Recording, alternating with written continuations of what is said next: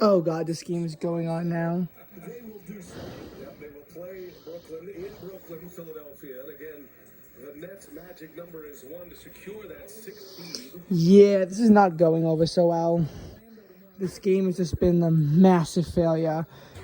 Remember when the Sixers were actually winning this game, but it was very brief. And we're about to go to halftime. Can they score? Can they score? They cannot, because of course they can't. Oh wait, no, they somehow did. Oh, thank God. Well, all right. So the Sixers are now down 21 at halftime. It would take a ginormous comeback in order for the Philadelphia 76ers to win this game.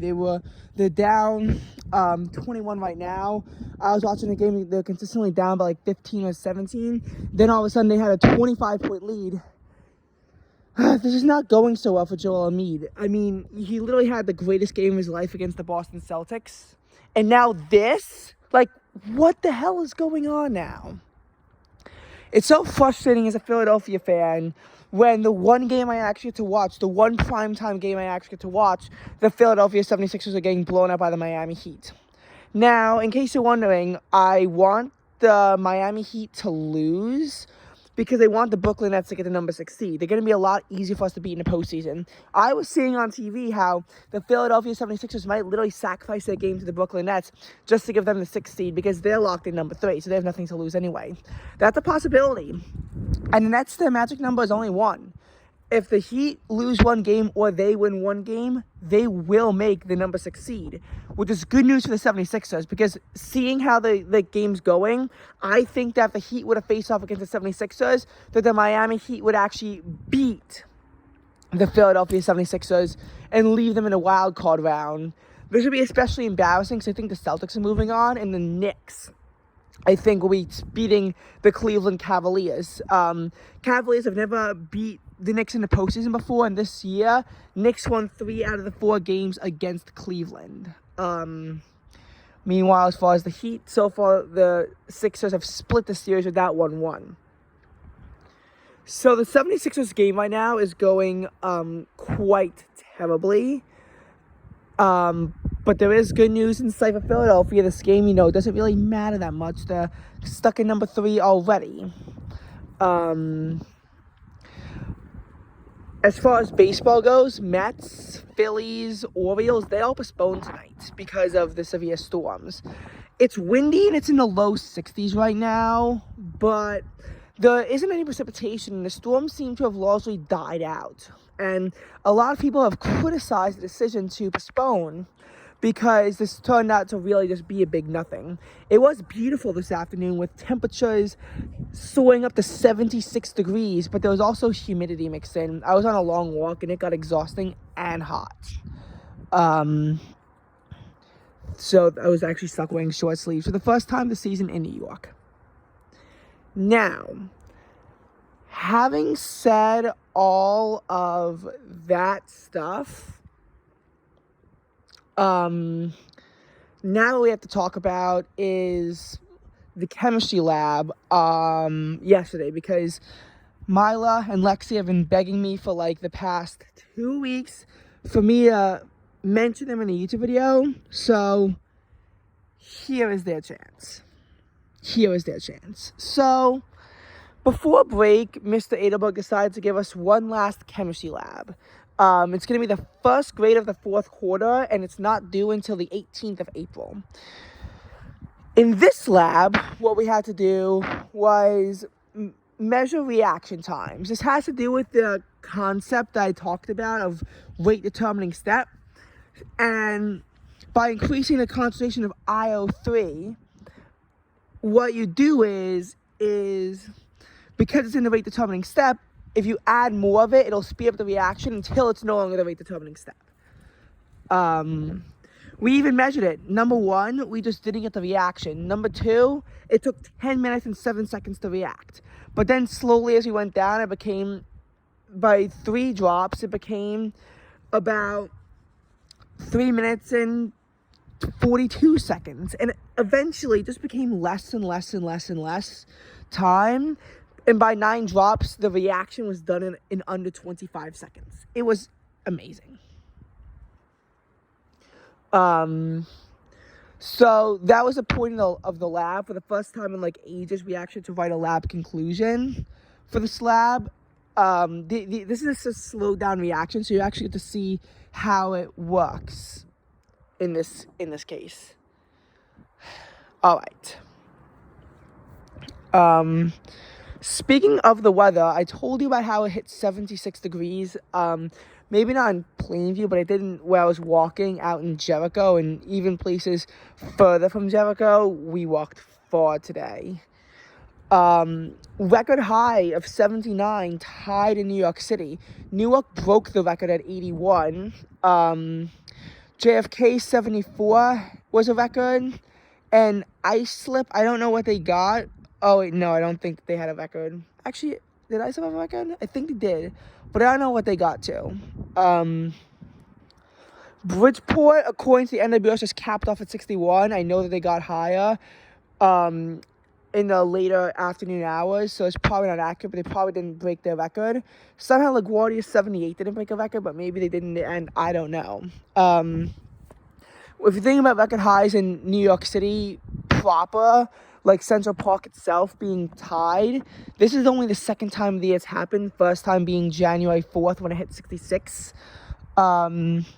This has really come down to be the warmest day of 2023 so far in the city, which you would make sense why it would happen so early. And we could very well be on track to hit 80 degrees shortly. But first, even though we're not getting much precipitation, these clouds do symbolize a cold front. Tuesday was actually nice and sunny with temperatures in the upper 60s on Long Island and lower 70s in New York City, 73 in Central Park. Then clouds came in and the whole day was pretty much compressed to the 50s. Central Park had a high of 57 just after midnight, and then their low was already down to 46. Did not check what the weather was here, but it was for Farmingdale, but also Farmingdale's a bit off. I mean, you know, there's more wind off the water in Farmingdale than there is in Plainview. That's just how the station works. But I do know Wednesday temperatures were pretty much constrained to the 50s all day, and I could maybe check, but I don't really like using Farmingdale weather data. There was actually a point in the day in which the temperature depressed to 49 degrees, and it was during the afternoon hours, which was annoying because I wanted to take a walk, and that's hard to do in the low 50s, especially when you forget to bring a sweatshirt. Oh, well. So literally, today was about 26-ish degrees warmer than yesterday if you compare times exactly. There was a backdoor cold front in place that seems to have receded, and that's what allowed the temperatures to get so high in the first place. I will say it was a bit of a cold morning. I almost like to compare it to my Disney trip the second day, except just a little bit, except about 10 degrees cooler. Here's why. The day started off today, like around sunrise, being, hovering between the upper 40s and the lower 50s, hovering around 50. Whereas in Disney, it was hovering between the upper 50s and lower 60s, so essentially like right around 60. And as you go through the early AM hours, today it maintained itself in the 50s. On that Disney day, it maintained itself in the 60s. For the Disney trip, we were actually up and outside during low temperature. That was not the case today. I was not outside during the low temperature. For Disney, I remember that by 9:30 when we had our performance, the temperature had already clocked in at 72, and it hit 74 by the end of our performance at 10 a.m. Today, by that time, it was already cruising on its way up into the 60s, as on the Disney trip, we were going throughout the 70s. By the afternoon, Disney trip, it hit the 80s, 84 degrees, maybe even 85 in Disney World that day. Today, we saw the Mercury shoot up to 76 as we soared to the 70s, and then it does cool down at night, but in this case, we have more of a cold front that's plowing through than we did during the Disney trip, obviously. So what does that mean for the future? Well, essentially what that means is that tomorrow, when the Mets actually have their home opener, it's going to be a lot cooler. It's actually a little bit foolish in hindsight, because instead of having a nice game played in the mid 70s, now they're going to be stuck playing a game that's in the upper 50s.